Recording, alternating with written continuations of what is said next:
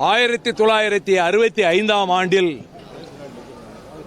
முதலாக நான் கல்லூரி மாணவனாக பசும்பொன்னுக்கு வந்து சின்னஞ்சிறு பிள்ளையாக நான் இருக்கிற போது என் இல்லத்திற்கு வந்து என் வீட்டிலே அவரது காலடி பதிந்தது என்ற வகையில் சிம்மம் போல வந்த அந்த பசும்பொன் தேவர் திருமகனாரை கொஞ்சம் நேரம் மைக்க நிப்பாட்டுங்கய்யா, மைக்க நிப்பாட்டு, அனௌன்ஸ்மெண்ட் கொஞ்சம் நிறுத்துங்கய்யா.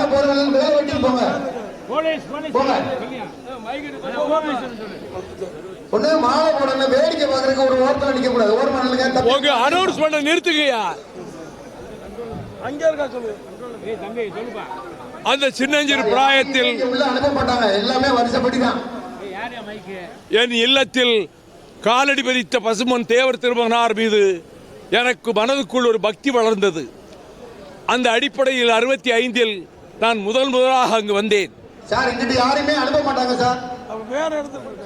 49வது ஆண்டாக நான் இந்த வருடம் வருகிறேன். இடையில் நான் சிறைச்சாலைகளில் இருந்த காலங்களில் பசும்பொன்னுக்கு வர முடியாமல் போனது உண்டு. பசும்பொன் தேவர் திருமகனார் சாதிகளுக்கு அப்பாற்பட்டவர். மீனாட்சி அம்மன் திருக்கோயிலுக்குள் ஒடுக்கப்பட்ட தலித் மக்களை உள்ளே அழைத்து செல்ல வேண்டும் என்று காந்தியார் சொன்னதை கேட்டு வைத்தியநாதையர் அதற்கு ஏற்பாடு செய்த போது தலித்துகள் உள்ளே வந்தால் வெட்டி புதைப்போம் என்று ஒரு கூட்டம் கலவரம் செய்ய முயன்றதால் ராஜாஜி சொன்னார், வைத்தியநாதையரை கூப்பிட்டு, தேவர் திருமகனாரை போய் நீ பார், அவர் ஒழுங்கு செய்வார் என்று. அவர் தேவரை வந்து பார்த்தார், தேவர் திருமகனை.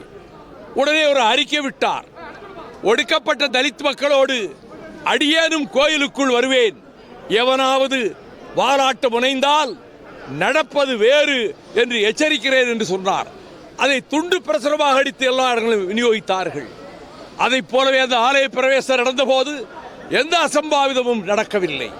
தன்னுடைய பசும்பொன் பகுதியிலே இருக்கக்கூடிய நிலங்களை, ஒடுக்கப்பட்ட தலித் மக்களை, தேவேந்திர குல மக்களை உழுது சொந்தமாக்கிக் கொள்ளுங்கள் என்று ஏற்பாடு செய்தவர்தான்.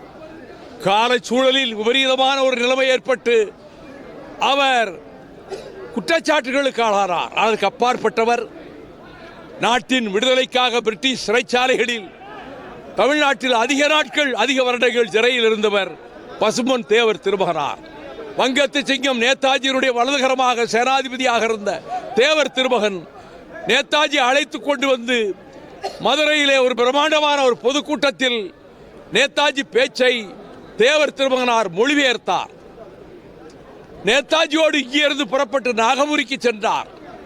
அங்கே நேரு கலந்து கொண்ட அந்த ஆலோசனை கூட்டத்தில் அங்கே தேவர் திருமகனுக்கு முன்னால் நேதாஜி சொன்னார், குருட்சேத்திரத்தில் அர்ஜுனனுடைய அம்புகள் எப்படி தொடுக்கப்பட்டனவோ அதை போல பிரிட்டிஷ் ஏகாதிபத்தியத்தை ஒழிப்பதற்கு இந்த நாட்டின் தேசிய படை உருவாக வேண்டும் என்று அந்த கூட்டத்திலேயே சொன்னார் நேதாஜி அவர்கள்.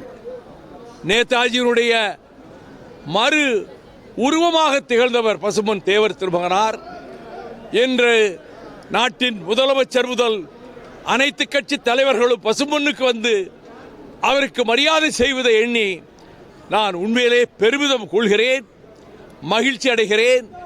ஒரு வருடம் பசும்பொன்னுக்கு போகிற போது அடும் மழை காரணமாக ஆற்றிலே வெள்ளம் பெருக்கெடுத்து ஓடியது. காதர்பாட்சா என்ற வெள்ளச்சாமி அவர்கள் என்னை இடுப்பளவு தண்ணீரிலே அழைத்து கொண்டு போய் பசும்பொன்னிலே அந்த வருடமும் என்னை அங்கே சிறப்பு செய்ய ஏற்பாடு செய்தார். ஒவ்வொரு வருடமும் காதர்பாட்சா என்ற வெள்ளச்சாமி அவர்கள் அங்கே பசும்பொன்னுக்கு போய்விட்டு கவுதியில் இருக்கக்கூடிய சிலைக்கு மாலை அணிவித்து விட்டு அங்கே ஒரு பொதுக்கூட்டத்திலே உரையாற்ற வைத்து அவர் வீட்டிலே போய் அருமையான அறுசுவை உணவை தருவார். ஒரு கடைசி வருடம் நானும் என் ஆறுயிர் சகோதரர் சொல்லின் வேந்தன் காளிமுத்து அவர்களும் பசும்பொன் சிவகங்கை மாவட்ட செயலாளர் தாவண்ணா கிருஷ்ணன் அவர்களும் கட்டபொம்மன் வழித்தோன்றல் கா சுப்பு அவர்களும் அங்கே பசும்பொன்னுக்கு சென்று விட்டு கவுதியிலே வந்து மேடையில் பேசிவிட்டு காதர்பாட்சா அவர்கள் வீட்டிலே விருந்து உண்டதும் அதுதான் கடைசியாக இந்த மற்ற தலைவர்களோடு நான் கலந்து கொண்டதும் எனக்கு நினைவுக்கு வருகிறது.